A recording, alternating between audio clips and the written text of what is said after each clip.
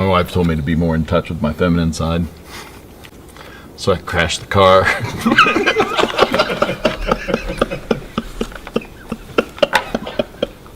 And then ignored her all day for no reason. This is a funny joke. And you know what's not funny? You'll see soon in the next one. My name is Fussy, and I invite you to another episode of Rabbit Hole. Primetime's broken open the biggest scandal since Watergate. Bigger than Benghazi, bigger than Obamagate even, bigger than the Fauci funding the Chinese lab that killed thousands of Americans. Nope, we didn't catch Hillary killing anybody. Hunter's still a free man, and we were working on finding Minnie's backpack. But we're on to something big here, and it affects all of you. It's the food pyramid, which turns out is a pyramid scheme. Big Food has been buying off scientists to study some of their unhealthiest products and recommend them as a crucial part of a healthy diet. So now we have a brand new food pyramid where frosted mini wheats are healthier than grilled chicken. I swear. Primetime decided to dig into this little study today, and it was done by researchers at Tufts University, a safety school, and paid for by Fauci's cabal over at the NIH, the so-called National Institute of Health, NIH. I would like to remind you that these are the same people who saved lives during the last major health crisis from 2020 in the United States. How you guys doing with vaccine?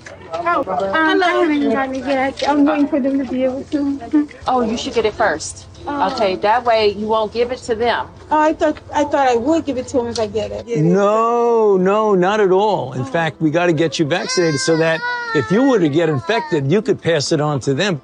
So you're actually protecting your family by getting him vaccinated. Well, I heard that it doesn't cure it and it doesn't stop you from getting it. No. So on the very, very, very rare chance that you do get it, even if you're vaccinated, you don't even feel sick. It's like you don't even know you got infected. It's very, very good at protecting you. Just the anacostia, so get up there. Okay. All right, see you later. Getting back to the subject. It claims that foods we thought were healthy, like meat and eggs, are terrible for us and recommends replacing them with junk food manufactured by America's largest food conglomerates. See where this is going? According to these new recommendations, we should moderate our consumption of eggs, cheese, ground beef, and rice, and replace them with foods that are more profitable for the food industry, like frosted mini wheats, Cocoa Puffs, chocolate-covered almonds, and peppermint lattes. What about clean, healthy proteins like chicken, beef, and shrimp? Well, they want us to cut back on that. Cocoa Puffs are just as healthier than lean protein. Now, the government won't tell you this, but most of these junky foods they're pushing also just happen to qualify for food stamps. And you can't buy healthy food with food stamps, but you can buy as many chocolate-covered almonds as you want.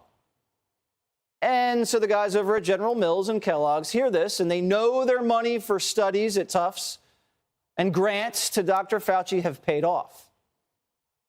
So did they put these scientists up to it? And what about the NIH? Did they sign off on this? Did Fauci? They won't comment. Tufts won't comment. NIH won't comment. Rich companies are paying for fake science so they can get richer and you can get fatter, and the government is in on it. And it's working nearly everywhere. Every school, hospital, prison cafeteria, they all get the same stuff and the same guidance. And it's not going to end here. Soon, we're all going to be eating frosted mini wheats for breakfast, lunch, and dinner. What could go wrong? Nina Techholtz is a science journalist and author of The Big Fat Surprise. Are you shocked by this?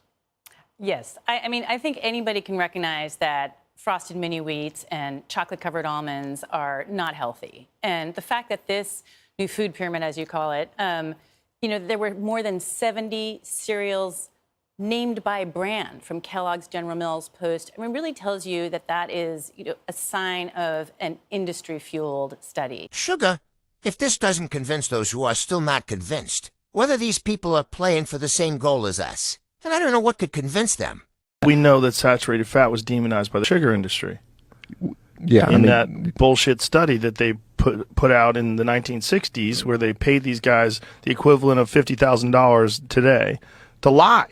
Yeah, I mean that clearly happened. That was Harvard University, where they basically took a bunch of money to basically demonize fat and protect sugar. And I think that's been going on which is wild. The sugar industry bribed those doctors, and that information has been the basis that people have been making recommendations on forever, on a fraudulent study.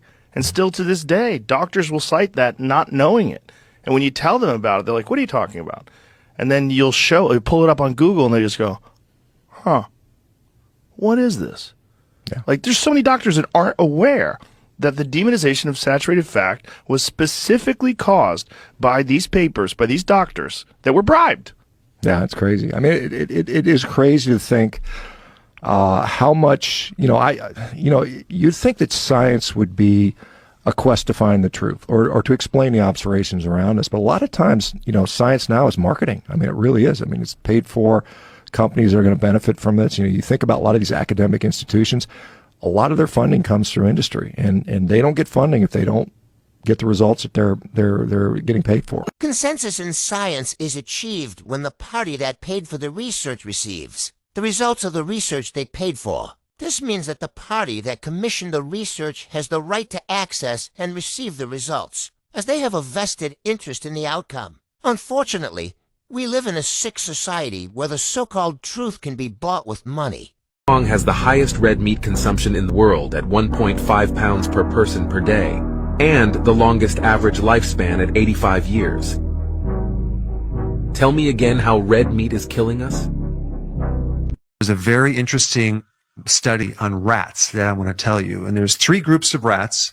And in the first group, they fed lard and alcohol to these rats. Okay, lard is pig fat. Second group, they fed beef fat, it's called tallow, and alcohol to these rats. And then in the third group, they fed them corn oil and alcohol. Now, what's interesting is the first group, the lard and the alcohol, had minimal damage to the livers. And then this test, they were testing for like liver damage and then the development into a fatty liver because there was alcohol involved. I kind of wish they would have added one more group with this test, like a group of mice that only consumed alcohol just to see what would happen. But anyway, the first group that had pig fat, lard, and alcohol, they had minimal damage to the liver. The next group with the tallow, beef fat, and alcohol, they had virtually no damage to the liver. What does that mean? That means that beef fat could potentially be protective to the liver. That's one idea. That's interesting. It's actually fascinating, especially since I consume a lot of beef fat in my diet, and I don't seem to have a lot of liver problems anymore. But then the third group of rats that were fed corn oil and alcohol, guess what happened to them? Not good. Severe liver damage. The most damage of all 3 groups. You know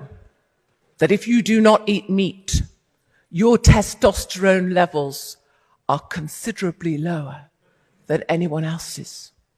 And if you do not eat meat, it is also proven that your member will be smaller than the good people who eat meat. I have 50 years of research. 50 years I've put in on the road researching the sort of meaty members that I need. And let me tell you this, good children, let me tell you this. I know what I need. What I need is a mighty meat-eating man with a tool belt and a massive cock. And you are not going to find that on these benches. Look at the way they sit. You can see for yourself. Don't cringe, it's fine. There is no point coming up with something that a vegan is wielding. Honestly, it's like a drumstick in a warehouse.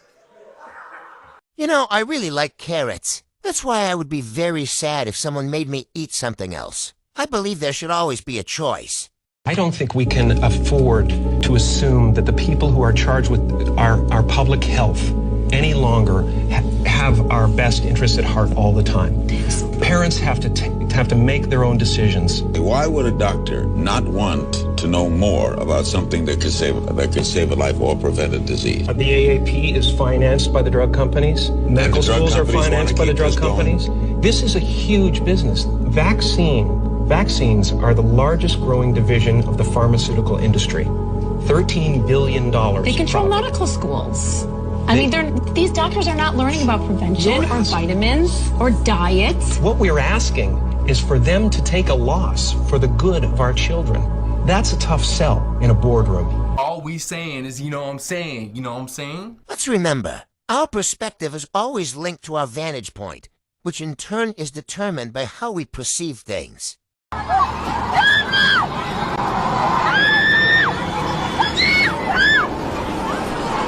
So that's all for now. The next episode will be coming soon, and I warmly welcome you to watch it. Oh, I almost forgot. Thank you so much for subscribing to my channel. Your support means a lot to me. If you haven't already, I encourage you to subscribe and click the bell icon so you don't miss any new videos. I also ask you to share my videos to help them reach as many people as possible. The algorithm doesn't like it when there's no activity, so every like, comment, and share really helps. Together, we can build a bigger community. See you next time. All we're saying is, you know what I'm saying? See what I'm saying?